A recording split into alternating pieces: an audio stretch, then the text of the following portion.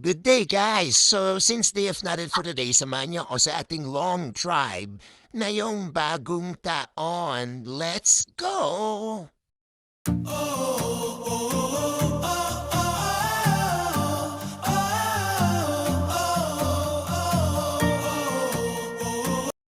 So, ngayon, dumaan muna tayo rito sa Golden Hour Cafe para makapagbili ng ating pampalakas sa biyahe ang kanilang napakasarap na coffee. Siyempre, hindi mawawala yan. Mahaba-haba ang biyahe natin eh. So ito na nga si ate, ginawa na ang order ko. And voila, nandyan na ang order kong kape. Napakasarap po yan. Kitang-kita naman, di ba? And after humigop, tuloy na naman tayo sa ating biyahe. Ayan, no diba?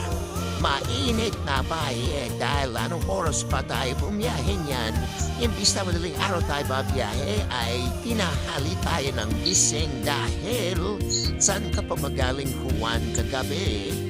Ayan, may sasakyang hirap na hirap nating unahan dahil ayaw magpauna. Pero tuloy-tuloy lang po tayo hanggang sa maunahan natin ang sasakyan na yan. Kahit hirap, sige lang. Nagpagal-pagal lang po tayo dyan dahil alam naman natin na iba pa rin ang ligtas sa kung ano man kapahamakan. Pero syempre, papaunahin natin ng konti at hahabulin at papaunahin ng konti. Kaya tuloy-tuloy lang. So gumigibang-gibang po tayo dyan bumabangking-bangking at ang ibinangking pa ng ibinangking at tuloy-tuloy lang sa pagbangking. Hinarap ko na nga ang camera para syempre mas makakita o yun na napakagandang view o kita nyo naman diba? Wala ko yung makikitang ganyan, exotic po yan and sa sobrang exotic. Siyempre, kailangan din natin ipakita na pagod na tayo at uminto tayo saglit para makapag-kape. O diba? Ang magkape.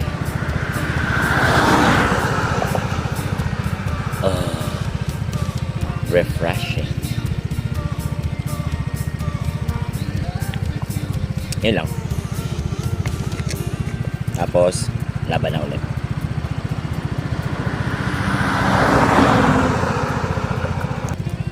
Alam ko hindi na rin naman hindi na rin naman nabago sa inyo yung view na pag nasa biyahe, lalo na pag dito ko sa Palawan. Pero syempre, pwede pa rin natin ipakita. So, let's go.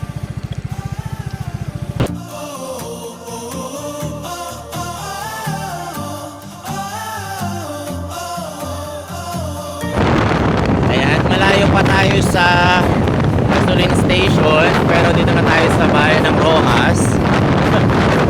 Alam niyo yung nakaka-exciting na part?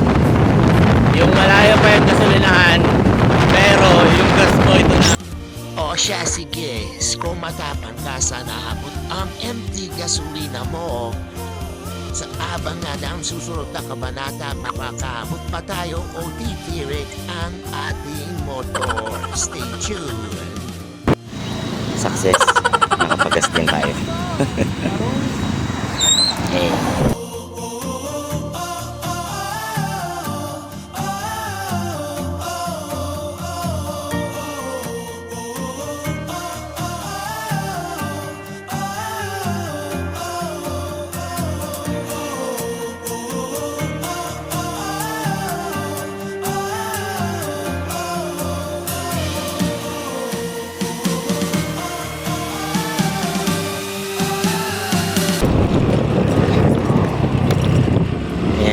After long biyahe, dito muna tayo kakain sa Pops and Bell. Stop over tayo, dito tayo sa Rojas. Okay.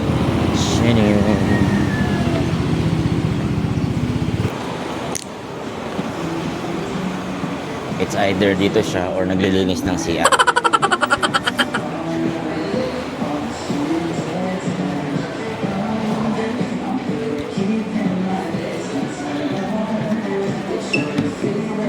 Si ate mo po? Si boss? Nandyan? Sa office. Tara.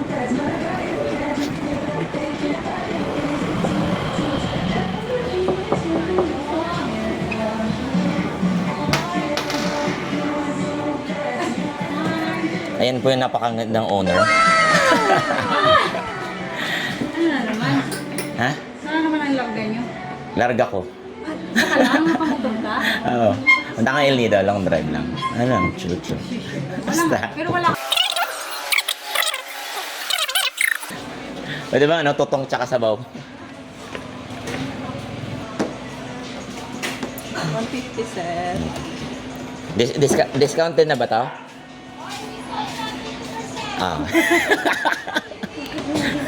Diba, ang sarap ko. Ang sarap kumain dito, may discount. 120 po. Salamat ka, broken ka. Ha? Salamat ka. Broke, hindi broken. Oh, broke.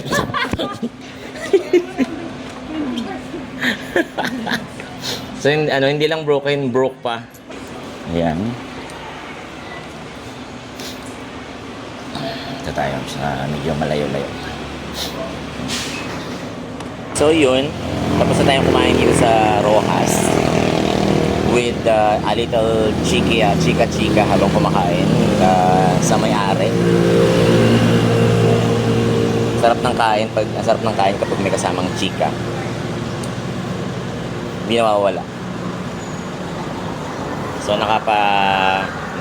nakapababa na rin tayo ng kinain, and then balik na tayo sa daan papuntang El Nido with solo drive dahil yung kasama natin na sa mga rides natin ay hindi available at kakatawag ko lang sa kanila, kakagising lang daw nila. Ang oras ay 12:06, kakagising lang nila. Kasama natin sila kagabi, nag-chill, pero mukhang hindi chill ang nangyari.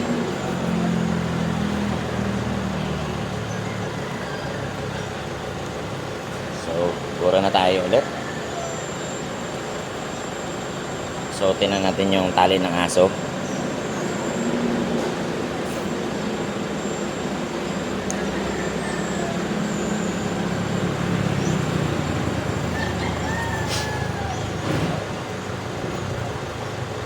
At ang ating penny pack.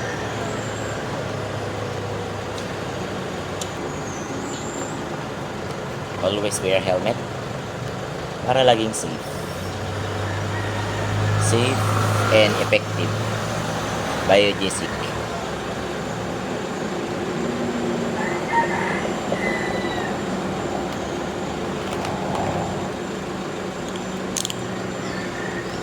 Let's go.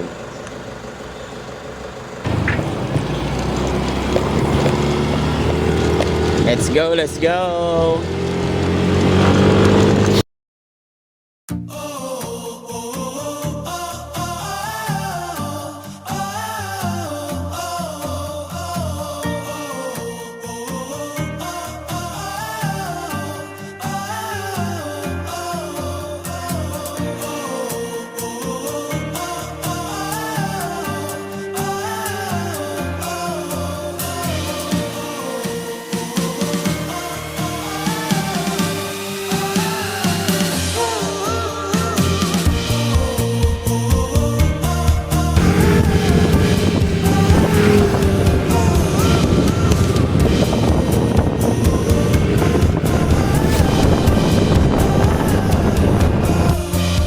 Yo guys, what's up? So already here at El Nido na after ng napakahabang biyahe, but tingnan niyo yan, o diba, nakaka-aesthetic na lugar.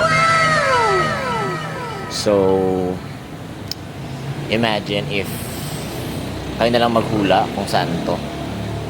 Bigla na lang akong napadpad dito ng biglaan at walang pag-aalinlangan, o diba?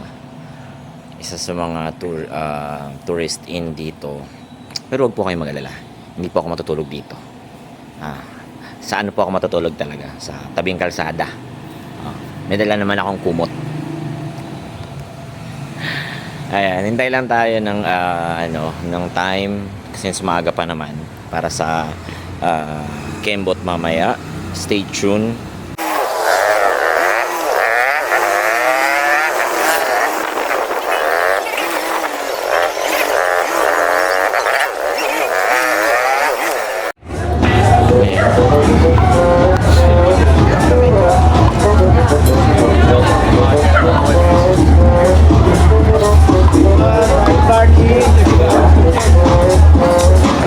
Looks like here and El Nido.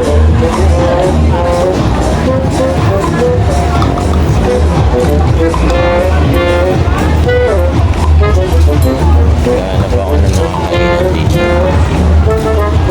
Wala ba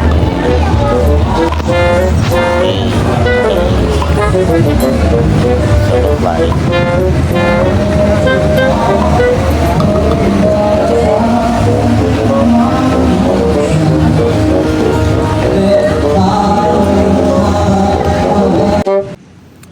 What's up? Good morning everyone. Dito tayo ngayon sa covered court ng El Nido.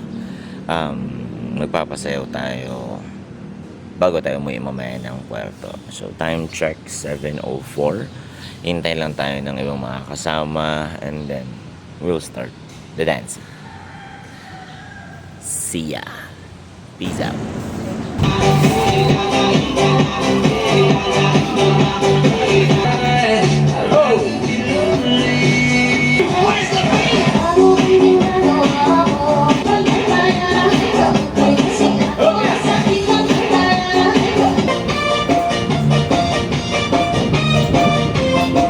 Hi guys, good morning.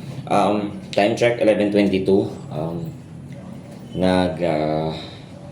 Tapos na natin ang kaninang morning ng ating last Zumba or fitness kasi kahapon hindi siya natuloy kasi may mga konting adjustments lang naman ang nangyari. So, niresket natin kaninang umaga. So, for now, tayo nagliligpit na para tayo umuwi na ng Puerto.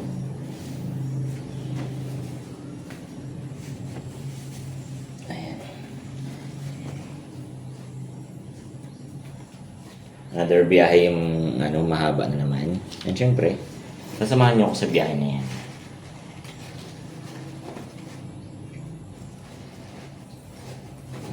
So, may low pressure daw dito ngayon sa El Nido. So hopefully maayos ang biyahe natin mamaya at iwas aberya. Kung abutan man tayo ng ulan, sugod lang tayo. Pauwi na rin naman tayo. Okay. Tayo nakatuloy ngayon kay Mami Rom sa Lio. Approximately 5 to 10 minutes away from town proper.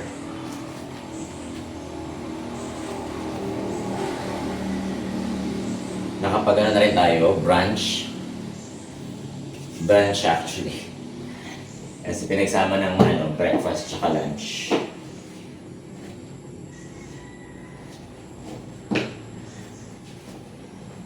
Back to normal tayo, biyahe.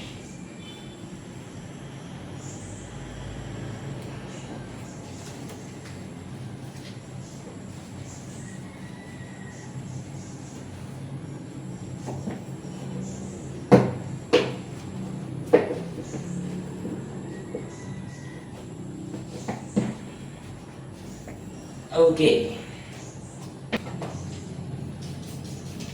So, see you guys sa kalsada. Bye. Ayan guys, okay na tayo. magpagas na tayo. Dito tayo sa Petron Leo para hindi na tayo maghanap-hanap pa since meron naman tayo madadaanan along the way. Goods na rin tayo, ready na tayo for take off.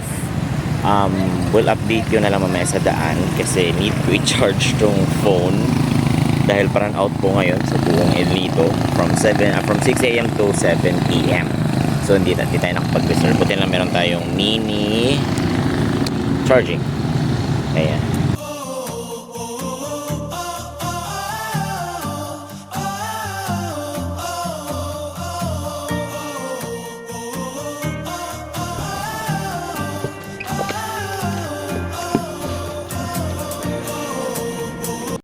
So yun guys, stop over muna tayo dito. Hindi na tayo nag-stop over dun sa kainan ng friend nating si Mau. Dito na lang tayo nag-stop over sa Rojas pa rin, bilihan ng buko bay para siyang drive-thru. Ayan. So yan yung place. Alam mo kung anong pinakamaganda rito, yung view.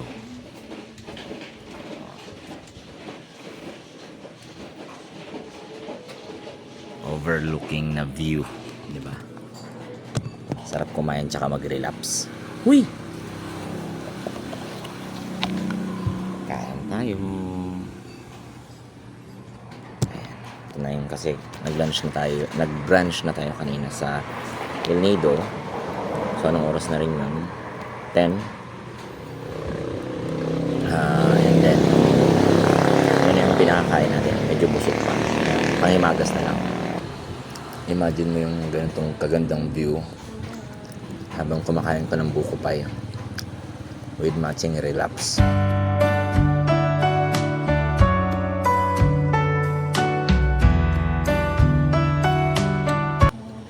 Kain tayo guys.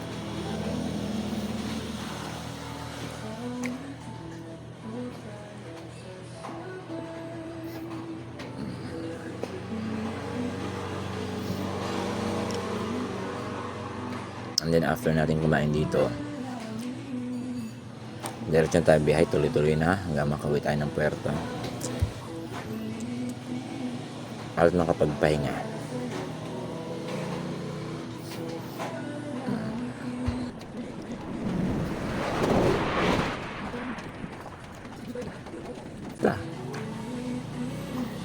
Nakakapagod mag long ride. Pero imagine yung relaxation na ibibigay sa isip mo. Nakakapag-isip ko na maayos. Mapayapa. Kasama naman ang makikita mong mga gandang tanawin katulad nito.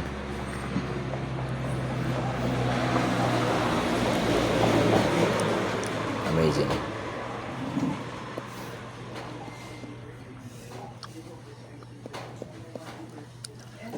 Especially with, mga best friend mo, nakakasama mo sa mga rides.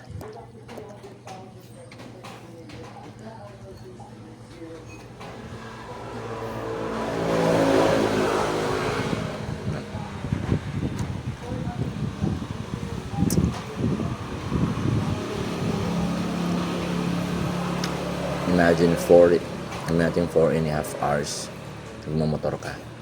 Nakakapagod yun. Pero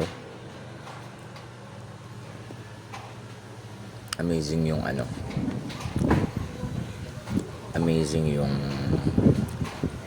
healing na naibibigay sa'yo.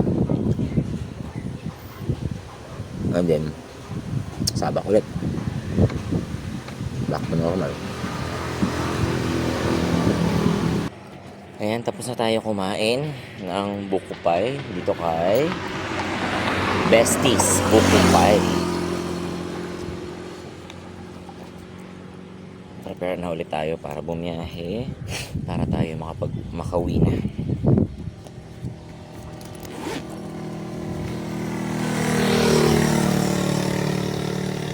Hinahanap na tayo ng nanay natin.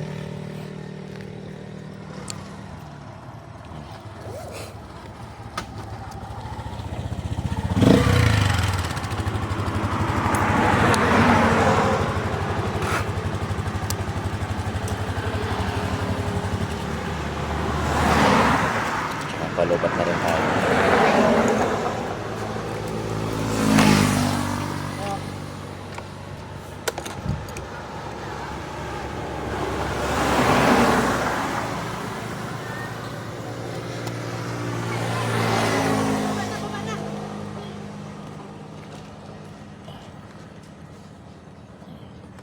Konti na lang. Last 2 hours.